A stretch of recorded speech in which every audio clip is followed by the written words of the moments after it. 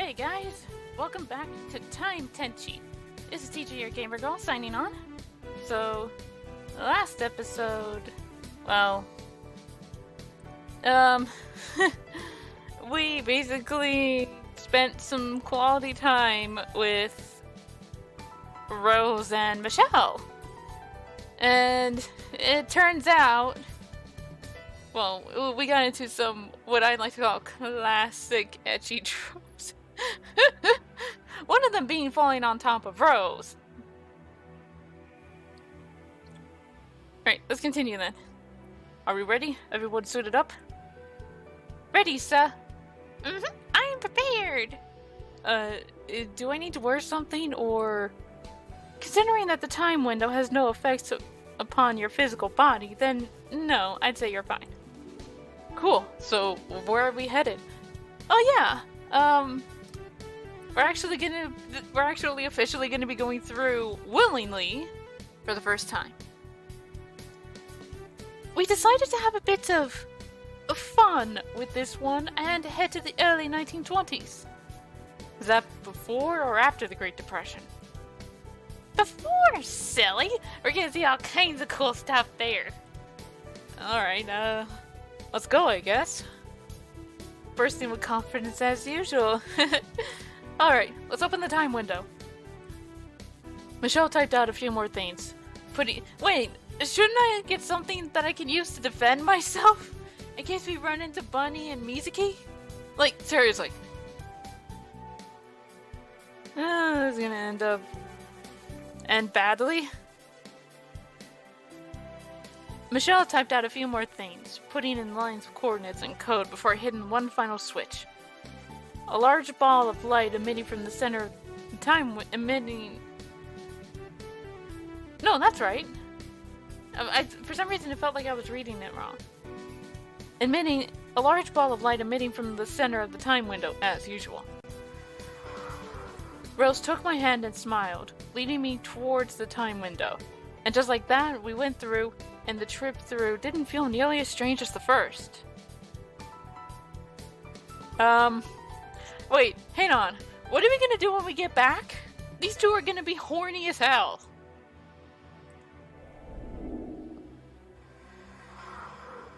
Whoa. This is still really weird. Where are we right now, anyways? Well, we actually have no idea. It's just what we go through in order to get to our desired time. And it's usually the place where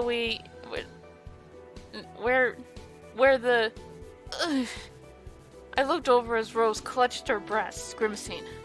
Rose, are you... She's fine, Kenji, don't worry. This is normal for when we go through.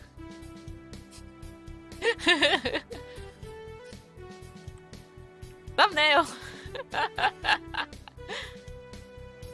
I looked over at Kyo and my eyes nearly popped out of my head.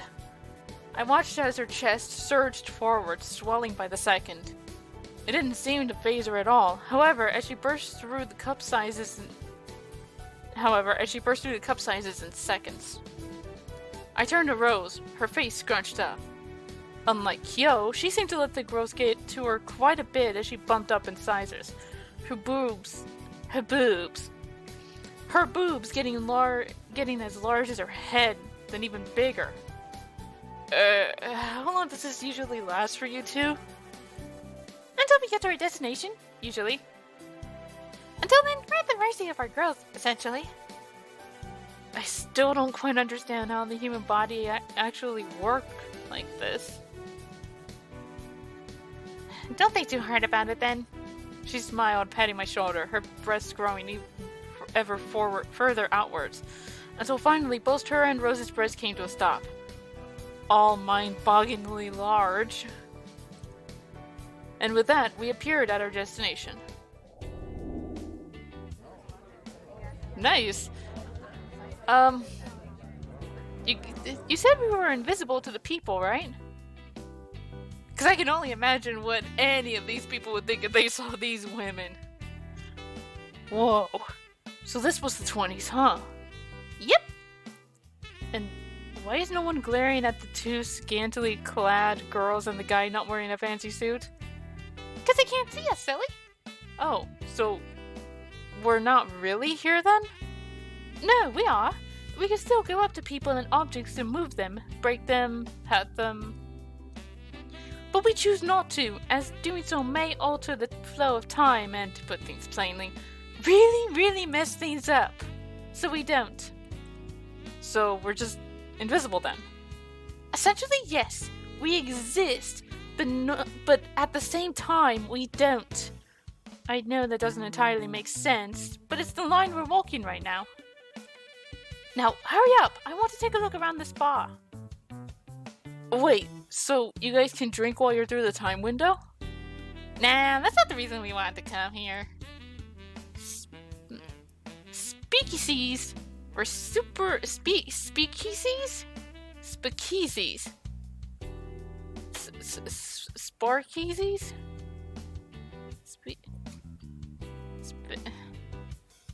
We're super important to prohibition and stuff back in this era.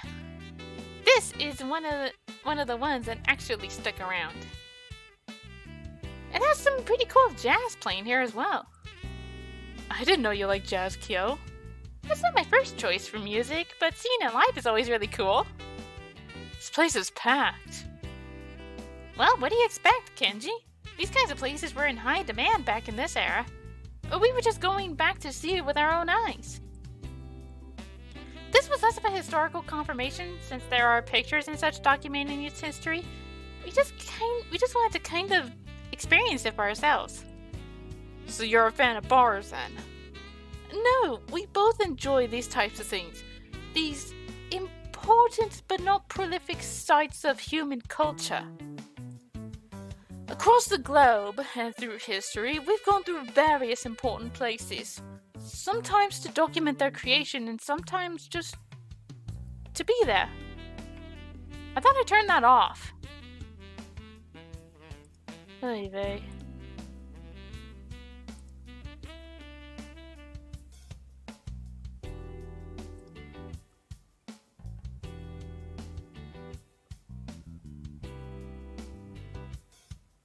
I did turn that off. Why?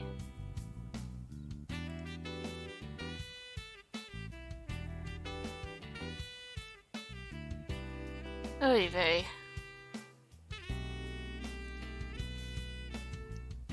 Across the globe and through history, we've gone to various important places. Sometimes to document their creation, sometimes to just be there, to soak it in. How far back in the time window go back in? That's kind of redundant. How far back can the time window go back anyways? As of yet, not terribly far. The furthest we've gone is 1600s. Any farther than that, and it tends to be unstable, and thus dangerous to travel through. Hush about the sciencey stuff. Let's enjoy the entertainment. Rose and I smiled at Kyo's enthusiasm, and turned towards the stage, watching as the band played in earnest.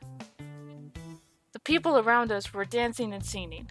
Some stood on tables holding up their glasses. It all somehow still held a sense of class and grace, despite being the retro equivalent of a raid. Suddenly, I felt a pair of soft legs intertwined from behind me. At first I thought it was Rose, or even Kyo, but when I turned my head, I saw... Oh my! Hello, Bunny! You! Yes, me. So nice to see you again, Kenji dear. How are you and the girls? Let go of me! Oh, why would I do that? I need you, dear. Mizuki and I both need you so badly. She got close to my ear and breathed on it, the hot air sending chills down my spine. I struggled but was powerless under Benny's strong appendages. Be a good boy and calm down while Mizuki deals with the others. Rose! Joe! Where are you? I said be quiet! Her voice suddenly got very harsh and strong, her grip getting tighter as she put her hand over my mouth. I waited there, watching as people danced around us, the jazz continuing relentlessly as people laughed and screamed and talked, and the music kept getting louder. I blacked out. I think Bunny must have drugged me with something, but I remember being barely conscious when Mizuki came back, Rose and Kyo close on her heels. I was picked up, my body limp, my eyes barely open, my mind shutting down. I felt myself being carried towards bright light as Mizuki and Bunny shouted something I couldn't hear. I need to turn the microphone up just a little bit more, hopefully. Hopefully it's not too loud. I hope. Sorry if it is. I felt... Oh no, I already read that.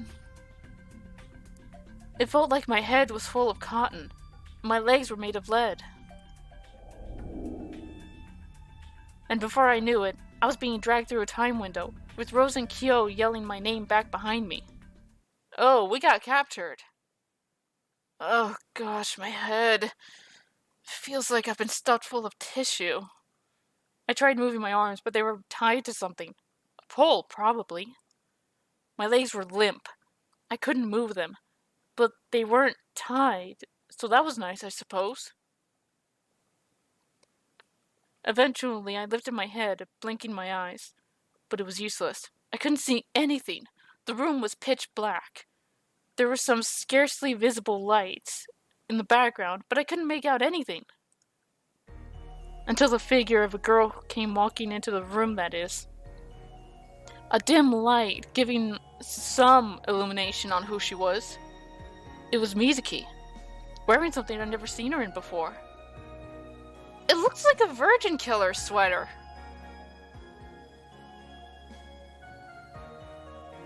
If only we could see it from behind, because that looks like the virgin killer. Somehow this got my attention and made me sit upright. She seemed to take notice of my movements and smirked. Funny. You like what you see? She pulled out some sort of sharp weapon and pointed at me, suddenly frowning. I suggest you keep your eyes to yourself. I did as I was told and looked back down at my legs abashedly. Oh, where am I? I muttered the words, hoping they'd be heard and answered. Mizuki made a small semicircle around me, facing me from the left, twirling the sharp metal object in her hand, a sword still strapped to her back. I didn't dare move in front of her. I'm afraid I cannot tell you, Kenji. This is a top-secret facility. One that even your dear old grandfather doesn't know about, but it holds a similar purpose. A few moments later, another figure walked into the room, and it didn't take me very long to figure out who it was. You look comfy. Why? Why are you doing this? Why did you kidnap me? Oh, we have our reasons here, don't you worry. Why? Is it for leverage? Are you using me as a hostage against my grandfather? What are you planning? My. What? Do you think we're just a couple of two-bit crooks and criminals? Using you for some kind of espionage plot? No, my dear Kenji. We have so much more for you in store. You'll just have to wait and see. In time. What is that supposed to mean? Wait! Wait! They both walked away, leaving me to sit there, barely any energy left in me. These Krontek crooks really did it this time. I'm so sorry, Tensai. We tried, we really did.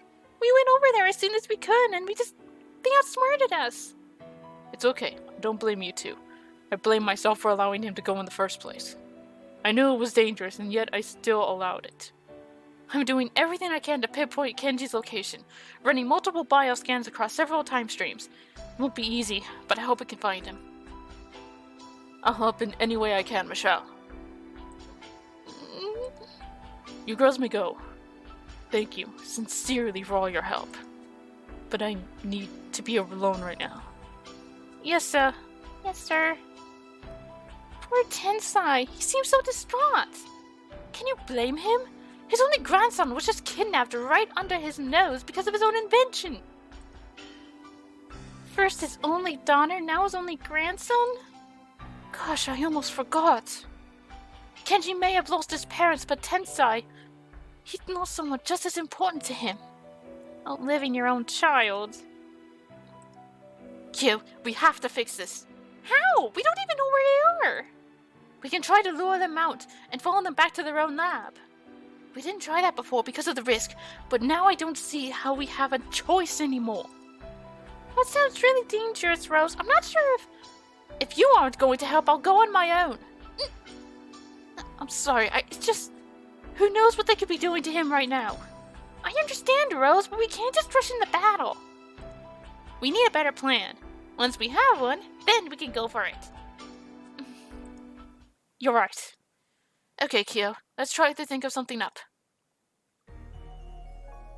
I don't know how much time had passed. It was dark, and it was quiet. I was just tied there, waiting for something or someone. I don't know what, though. I struggled with my bonds, feeling the rope rubbing against my wrists, tied to the steel pipe behind me. How am I gonna get out of this one? I was muttering to myself at this point, but I didn't care. I didn't think there was anyone around to actually hear me anyway. At least I didn't think so, until I heard footsteps. The clacking of high heels came from somewhere off in the darkness, until the figure was more visible in front of me. It was Bunny. How are we this evening, Kenji? Like you actually care. Keeping me captive in your sex dungeon? She is a bit of a dominatrix.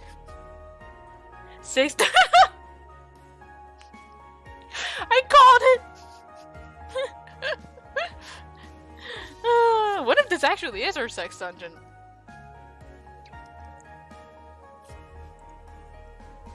She winked and strutted towards me over to my side, bending over to eye level. I was just joking.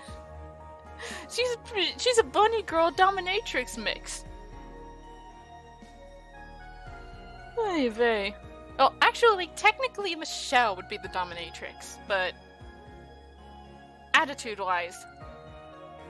Kidding, of course. What do you plan on doing with me? We've been through this, Kenji. I'm not allowed to say, as that would spoil the surprise. Fine. At least tell me what Project Paradox is. None of that either. You see, in order for this plan to go as perfectly as possible, you need to be as in the dark about it as we can keep you. Does that include the actual building lights as well? Oh, so you still have a sense of humor in this situation,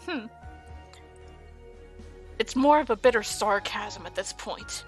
Call it what you will, Kenji, we are not leaving the spot. But I thought I might keep you company and tell you some stories you don't already know about your little friends over on the other side. Other side? Ah, yes. The answer to the first question. So, as it turns out, your friends can't find us because we aren't located in a different area to them, but rather in a different period of time itself. What? Really? Time is a funny thing like that. We exist many years ahead of them, just out of reach, so their time window can't track us. And since their time window can only go back in time, they really have no chance of finding us. Then, how'd you know about the time window in the first place? Ugh, that's a long and complicated one. Where should I start? She slid down and sat next to me, wrapping her arm around my shoulders. I squirmed a bit uncomfortably. Well, it started with our commander. The commander came up to us one day and proposed an idea to us. And, in the meantime, we agreed and created an exact replica of that time window the girls made, under the guise of Krontek. But how did you manage to get the blueprints? Inside information, dear. She winked and brushed off my question. Let's just say that not everything about your time is quite as logical as you'd like to think. And not everything is as black and white. She stood, walking in front of me and putting her hands on her hips.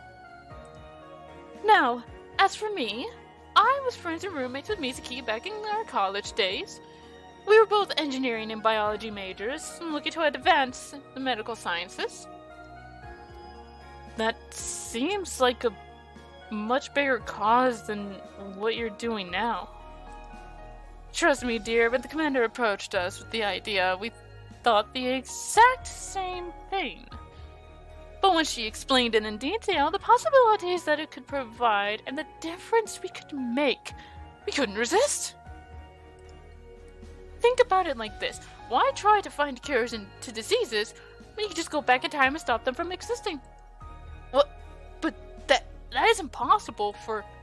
Of course, that is definitely impossible for some genetic diseases like cancer, Alzheimer's, but we even kept those in mind too. We can go back to the very conception and cropping up of those diseases and find their solutions faster than we ever could in the modern era. And for diseases that did have a root cause, well, we can stop them from happening altogether. But the dangers of altering time... And that's what the commander's going to test. Until now, we've just gone back to study evidence. Many diseases were brought on by great wars due to the severely unhygienic conditions they created. And whether or not that's historically or medically accurate, they're the findings we have personally observed on our travels. You have to realize that modern science, medicine, and logic became nothing once time travel was introduced. Oh, but look at you. So bored. Did those girls at Tensai's lab treat you right?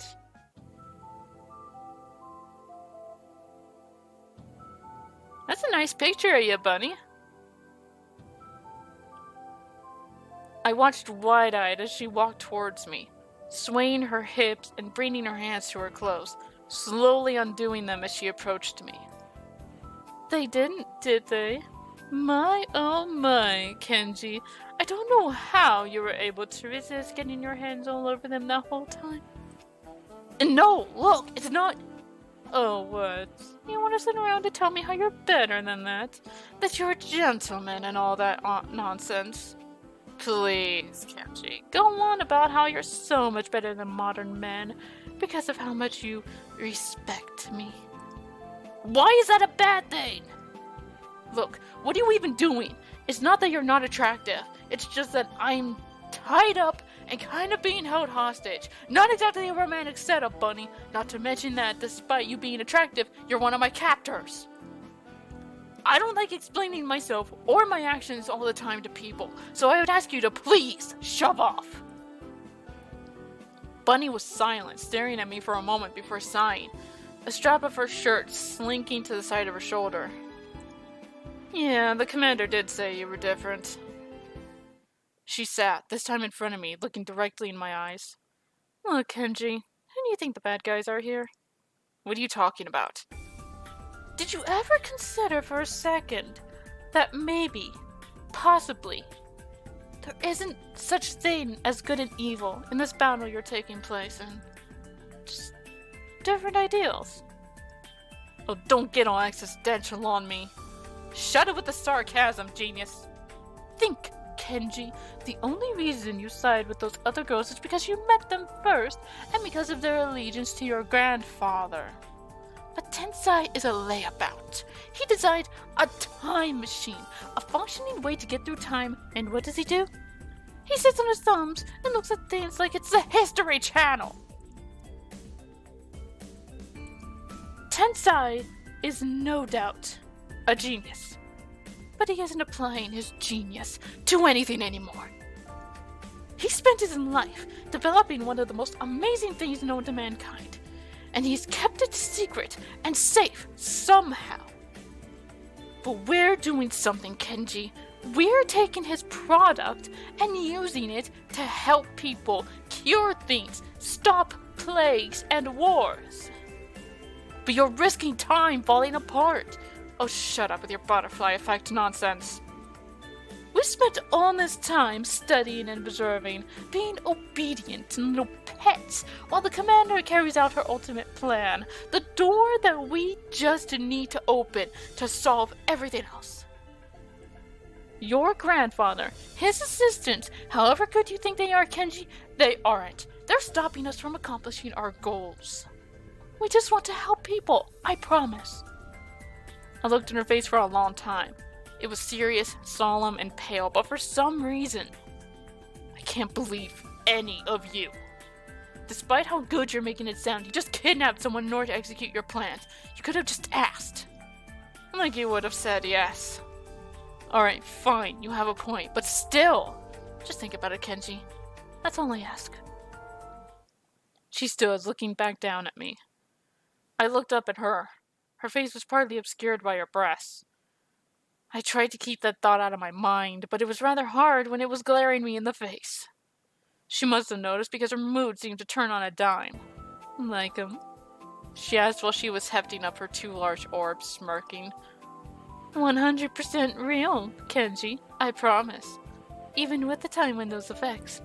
Amazing, aren't they?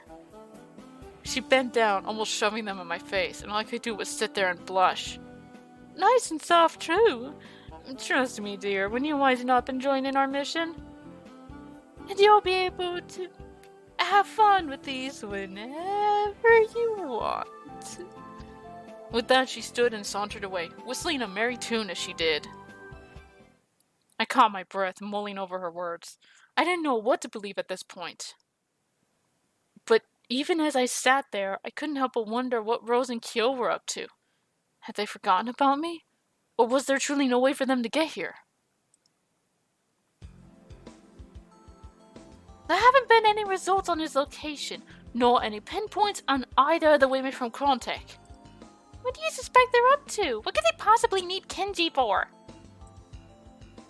If I were to guess, I'd say they were going to use him as a hostage against us, ask for a ransom of something they really want. But I don't even think that's completely it.